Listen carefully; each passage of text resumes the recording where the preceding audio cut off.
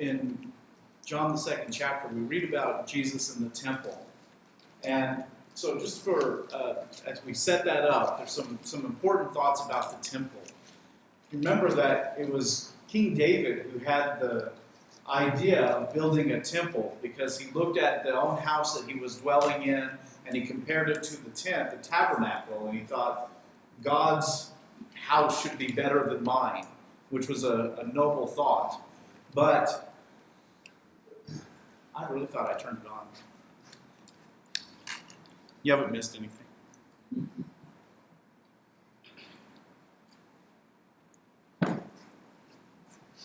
Okay. So it was a very noble thought, but of course, God wouldn't let David build the temple because of the bloodshed that he had done in his life. And so David prepared everything, and it was Solomon who built it. Still, it's making noise now. It's coming. By the time the temple was finally built, we're told in 2 Chronicles that when it was done, that the glory of the Lord filled the house of God, which is an amazing statement, that God came to that place and he filled it for the people of Israel. And Solomon offered up a beautiful prayer at that time, dedicating the temple to God, and God later appeared to him at night and said, I've heard your prayer, and I've chosen this place for myself as a house of sacrifice. So clearly, God accepted the temple as being the place where he would be worshipped and revered. Unfortunately, that didn't always hold out. In Isaiah, the 56th chapter, verse 7, Isaiah makes a prophecy. And this was at a time when often the temple was not just used to worship God, but sometimes idols were worshipped there, or on the temple grounds anyway. And he speaks of a time when he will bring people to him. And he says, these I will bring to my holy mountain and make them joyful in my house of prayer.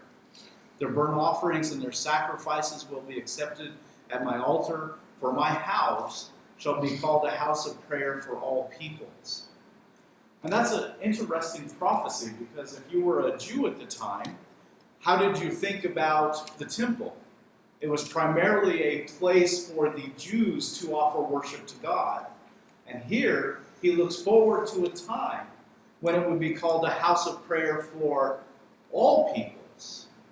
And that's astonishing. But as I said, there would become a time when they really struggled with that. And he even, at one point, because of their idolatry, referred to the tabernacle as being a den of robbers. Not just in the sense, I think, that they were stealing things from people, but they were taking away the honor that should have belonged to God. And so, eventually, the temple is destroyed by the Babylonians. The people are taken captive. 70 years later, King Cyrus allows them to go back and rebuild the temple. And you remember, as they're laying the foundation for the temple, it says that all the old people started crying. And they cried because the foundation for the new temple was so much smaller. They could already tell it wasn't going to be as good as what Solomon had done. And so God sends a message of encouragement to them that says that the glory, the latter glory of this house will be greater than the former. I think that statement is not just about the temple itself, but I think eventually it looks forward to the church and God's people, don't you? That's where the true glory would rest. In Isaiah, the 9th chapter, if you'll turn there with me, we have a prophecy of Jesus' birth. And this is a beautiful passage that I think most of us are familiar with who know the Bible. Isaiah, the 9th chapter, beginning in verse 6. He says, "For to us a child is born, to us a son is given. The government shall be upon his shoulder, and his name shall be called Wonderful Counselor, Mighty God, everlasting Father, Prince of Peace. Of the increase of his government and of peace there will be no end. And on the throne of David and over his kingdom, to establish it and to uphold it with justice and righteousness from this time forth and forevermore. The zeal of Jehovah of hosts will do this. And you know from some of the past lessons that we've been having that that last statement, I think, is incredibly powerful. The zeal of Jehovah of hosts will do this. The fact that Jesus was born happened because God determined that it would happen. He, by his power and in fulfillment with his plan, no matter what opposition man might have put up, this was going to happen because God is zealous for his people. He's zealous for our salvation. He's zealous for his relationship with us. He wants these things to happen. And so, sending Jesus was not an accident. It didn't happen by chance. This was exactly what God had planned to happen. Now, a few moments ago, we read in Psalm 69, the passage that David Jr. read is, "For zeal for your house has consumed me." So here we have the idea of the combination of that zeal for God along with God's house. In the book of Zechariah, a great prophecy is made at the very end. And of course, this is at the time of the second temple that was built by Zerubbabel. In Zechariah, the 14th chapter, just the last couple of verses of that passage, he looks forward to a time. We're going to start at verse 20. "And on that day there shall be inscribed on the bells of the horses, Holy to Jehovah. And the pots in the house of Jehovah shall be as the bow is, the bowls before the altar. And every pot in Jerusalem and Judah shall be holy to Jehovah of hosts, so that all who sacrifice may come and take of them and boil the meat of that sacrifice in them. And there shall be no longer be a traitor in the house of the Jehovah of hosts in that day." That's an interesting statement at the very end of Zechariah. This concept that the temple is holy, everything in it is holy, and we all join together with it so we can all be holy, and there's not going to be a traitor at that time. Now, Malachi, the 3rd chapter, beginning of verse 1. Malachi prophesies, "Behold, I send my messenger, and he will prepare the way before me. And the Lord, whom you seek, will come suddenly to his temple. And the messenger of the covenant in whom you delight, behold, he is coming, says Jehovah of hosts." What a great passage. The one you're looking for, he's coming. He's going to be the one who appears, and he appears suddenly. Clearly, when we start thinking about Jesus and his relationship with the temple, it goes back to the very time that he was born. As a baby, 8 days after Jesus was born, he was taken to the temple by his parents for the circumcision, as was the custom for the law. That's in Luke, the 2nd chapter. We're told in Luke, the 2nd chapter, that every year his parents went to Jerusalem for the Passover feast. So from the time that he was young, his parents didn't say, well, we have a baby, we can't make it to the Passover this year. There were no excuses. They bundled him up and they took him to the temple. Of course, what happened when he was 12 years old? When he was 12 years old, his parents had come down for the Passover and they left. And where did they find Jesus? He was in the temple. And he was talking to the priests. He wasn't there just goofing off. He was in that place, listening to them and asking them questions. In John, the 2nd chapter, the passage that I told you a long time ago we were going to look at and then didn't, we find another time. This is just after Jesus begins his work of teaching. And I think this is a part of the fulfillment of the prophecy to Malachi, that the Lord would come suddenly to his temple. This is not an ordinary visit that Jesus makes. It says there, the Passover of the Jews was at hand, and Jesus went up to Jerusalem. In the temple, he found those who were selling oxen and sheep and pigeons, and the money changers sitting there. And making a whip of cords, he drove them all out of the temple with the sheep and the oxen. He poured out the coins of the money changers and overturned their tables. And he told those who sold the pigeons, "Take these things away. Do not make my Father's house a house of trade." His disciples remembered that it was written, "Zeal for your house will consume me." So the Jews said to him, "What sign do you show us for doing these things?" Jesus answered them, "Destroy this temple, and in 3 days I will raise it up." The Jews then said, "It has taken 46 years to build this temple, and will you raise it up in 3 days?" But he was speaking about the temple of his body. When therefore he was raised from the dead, his disciples remembered that he had said this, and they believed the scripture and the word that Jesus had spoken. So here, Jesus and the disciples come to the temple. What was it like for them? As the disciples entered the temple ground, do you think everything looked normal to them? That this is what they had always seen, that this is what they were accustomed to. And the reason I say that, I think it probably was kind of the normal situation, is because Jesus twice has to cast out the money changers from the temple. So at the beginning of his ministry, he does it, and at the very end, before he's crucified, he does that also. So the picture for them was pretty normal. You have a crowd of people, and the crowd of people are devout Jews. They're there. They've traveled, some of them, hundreds of miles to be there for this feast, and they've come to worship. Now, wouldn't there be a sense of pride of all these Jews gathered together to come at one time to worship God? A sense of community that the Jews had, that they were all in this place. And so they're there, and they need to pay the temple tax, but to do that, you have to have the proper temple coin. And so most of them probably were using the normal Roman coin, so they needed the right one.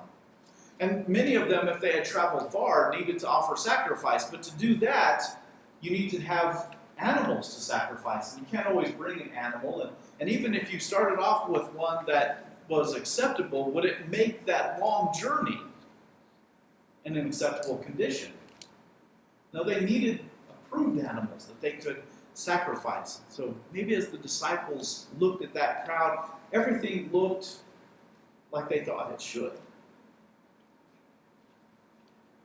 There's a part of me that wonders how noisy it was. I mean, how were they hawking their wares? I mean, and this is probably the cynical part of me that brings this part up, but we have the best price on lambs and doves over here. Come get your cheap lambs and doves, right? I have the best exchange rate over here. It's the lowest that's possible. How Jesus saw it was very different. What Jesus saw at this time as he looks at them, as he sees all the people making merchandise there, and he doesn't approve of it. He describes it in verse 16 as making it a house of trade, which goes back to the prophecy in Zechariah, doesn't it? There would no longer be traders. Later in Luke, the 19th chapter, we can read, for example, that he describes it as a den of robbers, which we saw that prophecy also in the book of Jeremiah. My house will be a house of prayer, he said, which looked back to the prophecy of the house being a house of prayer for all peoples in Malachi. The amount of commerce that was happening had turned the temple from a place of worship into a place of business. But it was under the guise of it's convenient. We're really here to worship. This is just to make it easier for people. And it seems that some were taking advantage of the current system to profit from those who had come to worship. So the result that Jesus saw is that those who came to worship didn't find a place where they could meet God. A place where they could really find atonement and peace and rest and communion with God and a sense of community. They had taken away everything that the Passover was supposed to be about and made it about themselves. So how does Jesus react to this violation of the temple? Really, it's not just a violation of the temple, it's a violation of Jehovah and the honor that was due him. Well, we read in John 2, verses 15 through 16, that he makes a cord of whips. He drives them out of the temple with all the sheep and all the oxen. He dumps over the money changers' tables, and he tells them, take these things away. Just for a moment, think with me about what didn't happen. It doesn't say that Jesus was out of control. And that charge has been made. Because he was not out of control. One of the reasons we know that is he was without sin. 1 Peter 2, among other passages, tells us he committed no sin. Jesus was not out of control when he did these things. Remember Saul, before he became a Christian, in his zeal for God, what did he do? He committed murder. He put innocent people, in prison. And he thought he was doing it in the service of God. See, Jesus didn't do it like Saul did. Saul did it wrong. His zeal led him to do things that were wicked. Jesus was not out of control. It doesn't say Jesus hit anyone with the whip. Maybe it was for the animals. It doesn't say whether he did or did not hit anyone, but I tend to think it was more for animals, don't you, to get animals moving. And it doesn't say Jesus was angry. We infer that.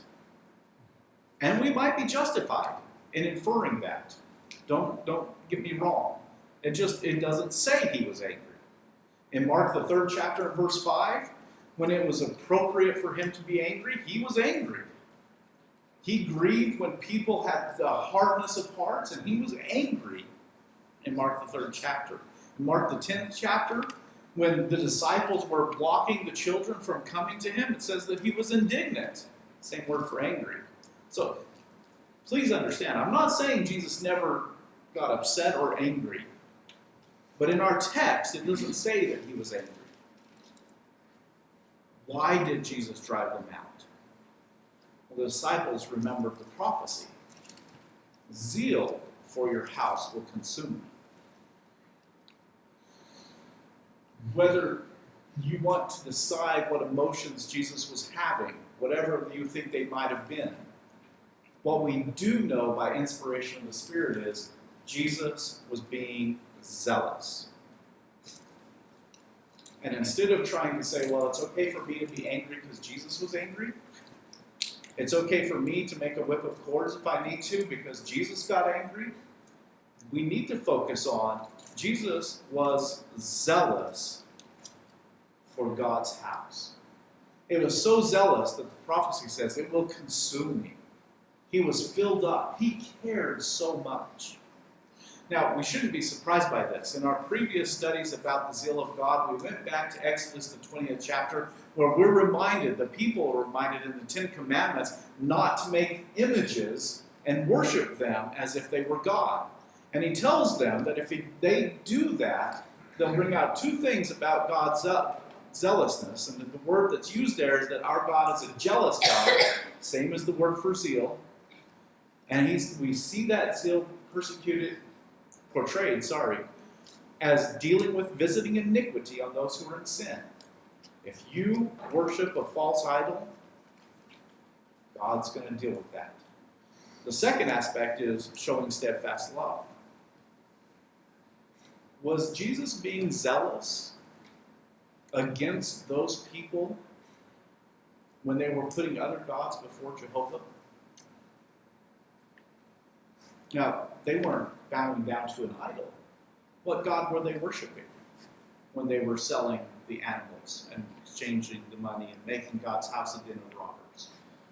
Were they doing wrong? Clearly the answer is yes. And the God that they were worshiping was money and profit. They were worshiping themselves. Was Jesus showing steadfast love to those who had come to sacrifice and worship? He was helping them make the temple, take it out of that sense of normality that maybe the disciples saw, and bring it back to a place where they honored and revered God and not themselves. So what we see here when Jesus was being zealous is we see Jesus standing up and acting for the righteousness of God. It was necessary for him to do this because those who were participating in these things had failed to honor God. It was necessary because those who came to worship saw this as normal and thought perhaps that this was just part of worshiping God.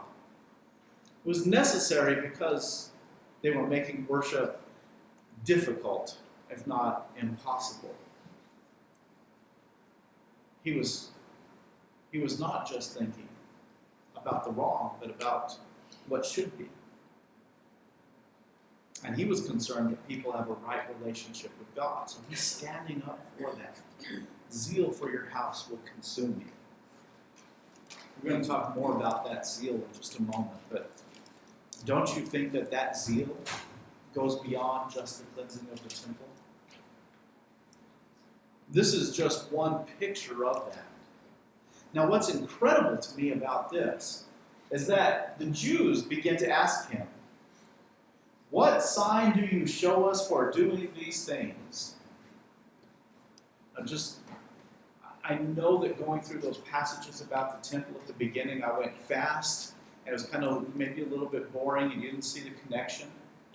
But do you see the connection now of how many of those passages talked about the house of God being not a place for traitors, not a den of robbers, that it was going to be a house of prayer, and that's where God dwelt and the sacrifices were to be made?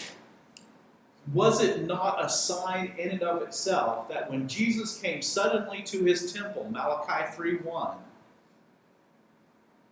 that this is exactly the sign that they were looking for? And yet the Jews missed it completely. Just like maybe we would have. What an incredible picture. So he strives to help them. Jesus answered them, "Destroy this temple. In 3 days I will raise it up." And of course, what do they think? Well, Herod's been working on it for 46 years. You think you're going to do something about that. What are they thinking in terms of? They're thinking only in terms of a building. And they didn't realize he was talking about his body. But he was speaking about the temple of his body. Verse 21 says, "Understand then, that even in this passage where it says, 'Zeal for your house will consume me,' it's not just about the temple, but it's about Jesus and what he was willing to do for us. That Jesus is zealous for my salvation." And even coming to the temple and cleansing out the money changers showed that zeal for God's people and the relationship that we had with him. I mean, isn't that part of the prophecy of Isaiah in Isaiah, the 9th chapter, verses 6 and 7? That he would bring this kingdom, that he would bring peace, that there would be no end of it. That's why he was coming. So what I'm saying is God is zealous for you and I. That Jesus was zealous for you and I. And I want you to consider, just for a moment, the extent to that zealousness went. Because when we look at Jesus in the temple, and we picture him with that whip of cords, that cord of whips, the whip. I don't know where that was. When we picture him with that whip, driving out those things, that's a powerful image that people in the world are so familiar with. That zeal. But when Jesus went to the cross, that's a picture of his zeal for you. In that moment, he was doing what was absolutely necessary to save your soul from the sins that you've committed.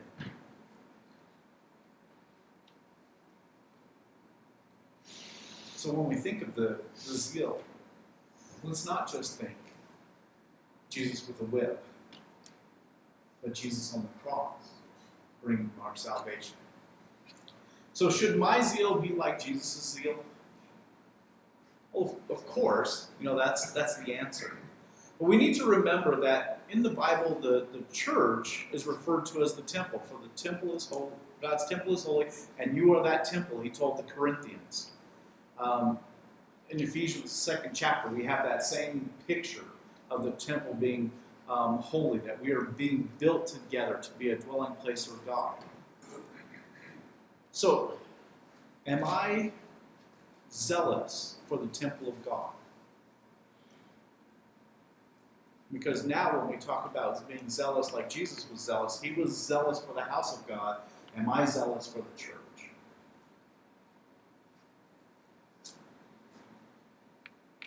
And I want us to examine ourselves carefully when we begin to think about that. Because just like the disciples might have thought it was normal to see all the animals and the money changers and the noise in the temple during that time, what we might think of as normal might not at all be what's pleasing to our Heavenly Father. So are we zealous for the church? Whenever we turn the church to any other purpose than what God intended it, we are in danger of failing to be what God wants us to be. And we're much like the Jews at the time of Jesus. They had turned the temple into a den of robbers instead of a house of prayer. The church is a spiritual group with spiritual purposes. 1 Peter, the 2nd chapter, tells us that we are like living stones being built up into a spiritual house. There's the temple part. To be holy priests, to offer spiritual sacrifices acceptable to God through Jesus. Is it not possible that we could also have fallen into the same trap as the Israelites? That we failed to treat the house of God with prayer. With respect and honor. We are a holy people, and remember that. We're not talking here when we speak of the church. It's not an organization or an institution. It's a group of people. That's what the church is. We are holy. And we need to respect the purposes of God given to the church. The church is not about making money, just like it wasn't for the temple. It's not about selling books in the back or having coffee shops, which apparently that's a common thing now. I was reading something about some group that has like Starbucks and a shopping area, a cafeteria. And someone said it's more like a mall than a church. And I don't know how they don't go back to John the 2nd chapter and say, maybe this isn't what it's supposed to be about. Church isn't supposed to be about those things. It's not supposed to be about trying to take advantage of people. It's not about greed. It's also not about convenience, which was the excuse I think they used for getting all that going. The church is not about entertainment. It's not about social activities. That's not what the church is about. We're a spiritual people with spiritual purposes, and we have to keep our focus there. It's about sacrifice and worship and evangelism. In 1 Peter, the 3rd chapter, what does he tell us about the church? The church is the pillar and buttress of the truth. We need to be the ones who are standing up for that which is true and that which is right. Jesus told the Samaritan woman that we need to be true worshipers who worship in spirit and in truth. Was it possible when Jesus cleansed the temple for those people to worship in spirit and in truth? Yeah, but boy, it would have been hard. Wouldn't it have been difficult in that situation? Do we make it that way? I want you to understand, when I'm talking about being zealous for these things, I'm not talking about making like our assemblies distraction-free. Don't get me wrong there. If there's a baby crying, good. The more babies crying, the better off we are. If a phone rings, I can refocus. I mean, I can do it in the middle of a football game, Somehow, can't I refocus when I'm at worship? If someone needs to get up to go to the back for whatever reason, I don't need to allow that to become such a huge distraction. I remember when I was younger hearing preachers give whole lessons about those kinds of things. Now it annoys me. I'm not talking about being zealous for the church that our worship services in a certain way. This is much more serious than about those little minor distractions that people have to deal with things. It's about our attitude and our purpose when we come together. It's not about being formal or ritualistic either, or even being boring. It's about love for God and a love for each other. And that we come together and we're zealous to help each other in those relationships. So, am I zealous for the church? If I'm zealous for the church, will I work with the church? Will I be here when the church gathers together? Will I serve Christ in my daily life? Now, clearly, being zealous means we don't just go along with those who would pervert the work and the worship of the church. We focus on true worship and holy lives. But zealousness means active. And active means when we gather together as the church, we're here together as the church to serve Him, to offer the work that needs to be done. It means that when we go out into the world, we are active in helping to teach, to live lives of righteousness, to do those things that are necessary to show that we are truly servants of God. And by the way, we're not Jesus. None of us should make any whips. It's not what this is about. But we need to be zealous for God and for God's people, for each other, for teaching, for the truth. I love the way Paul made the point in 2 Corinthians, the 5th chapter. We make it our aim to please Him. Let's make it our aim to please Him. Let's be zealous about it, like Jesus was zealous. So zealous. He drove out the money changers, but He died for your sins so that you can be saved. Can we have that kind of zeal? I pray that we do. We want to offer an invitation this morning for anyone who believes that Jesus is the Christ. If you want to, because you believe in Him, repent of your sins, be baptized, and enter into that right relationship, please come forward and stand and sing. My hope is built.